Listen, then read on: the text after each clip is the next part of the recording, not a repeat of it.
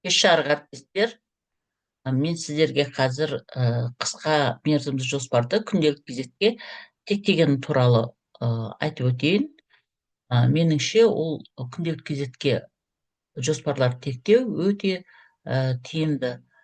Мінекей мынау сіздердің алдарыңызда қазір күнделік кезет ашылып тұр.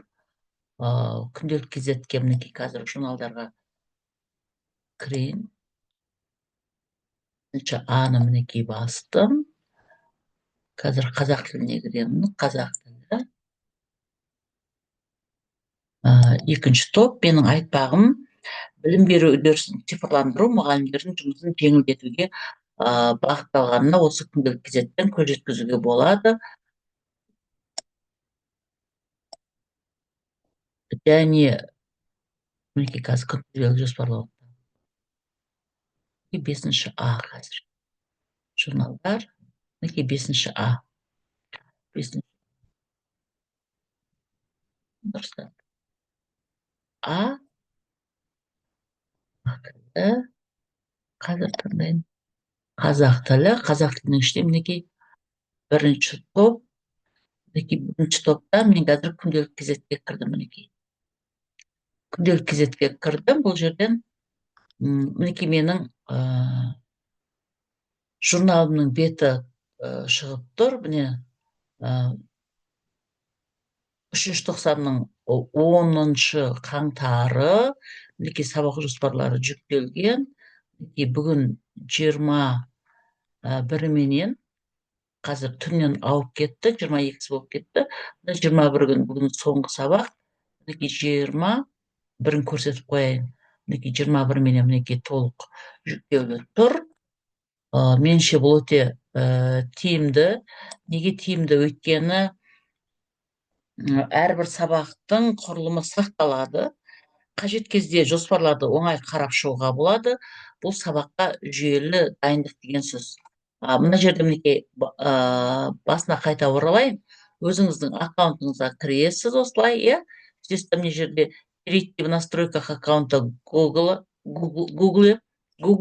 деп жазылып тұрады. Сол жерден өзіңіздің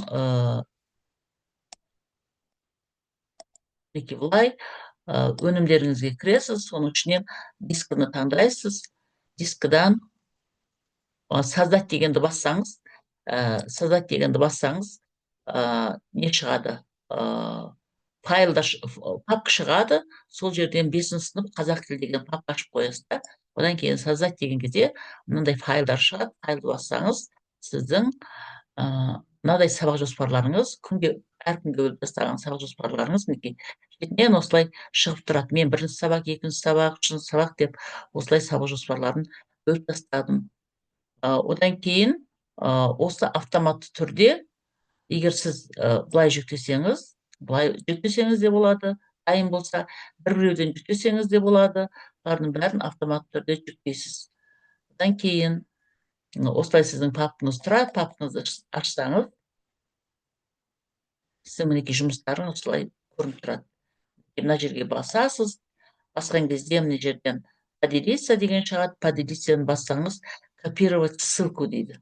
Копировать ссылканы басасыз, көшірмесін басасыз, копировать етіп аласыздар, журналыңызға кіріп, осылай шетінен біреуден қойып шығасыз әр күніңізді.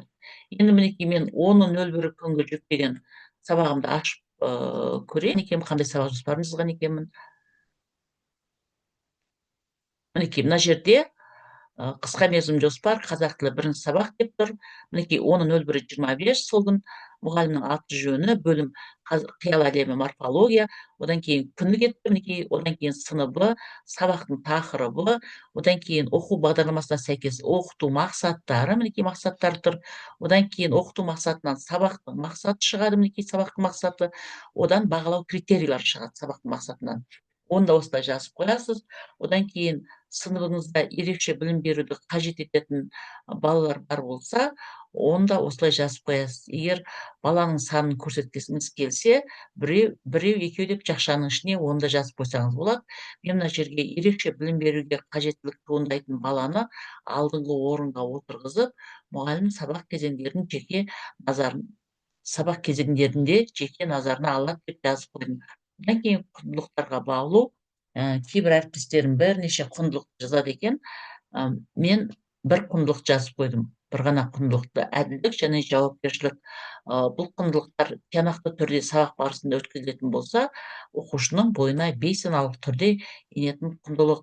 Енді ары қарай сабақтың уақыттары, ұйымдастыру, мінекей ортасы, тапсырмаларға байланысты осылай жазып қойып, соңғы жағында бағалаудан кейін үй тапсырмасы беріледі және түсіндіріледі. Одан кейін мінекей педагогтың әрекеті, топтарға бөлуі, оқушының әрекеті, мына жерде топ атауын балалар өздері бірлесе ойласады деп қойдым.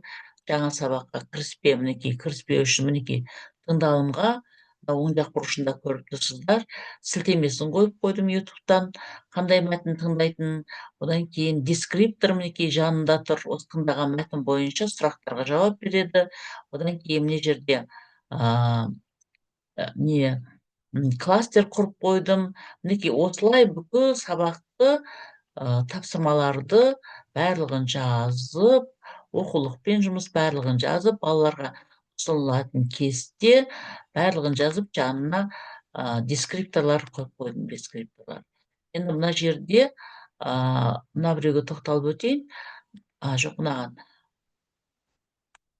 Ерекше білім беруді қажет ететін балалар үшін мінекей оңай түрде жасалған жабық сұрақтарды қойып қойдым, және оған да дескриптор бөліп жазып қойдым. Және егер балалармен бірге тапсырмаларды талдауға қатысса, оны да ескеріп бағасын оған да ұпай қосуға болатынын жазып қойдым.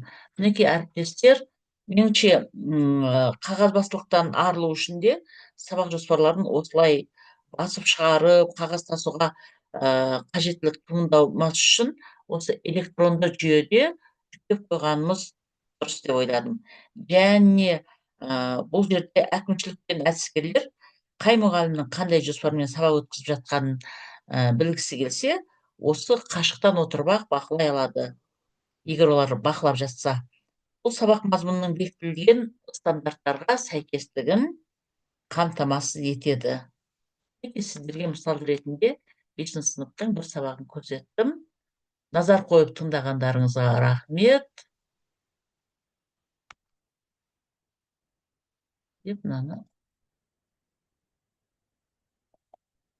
запись тоқтатамын.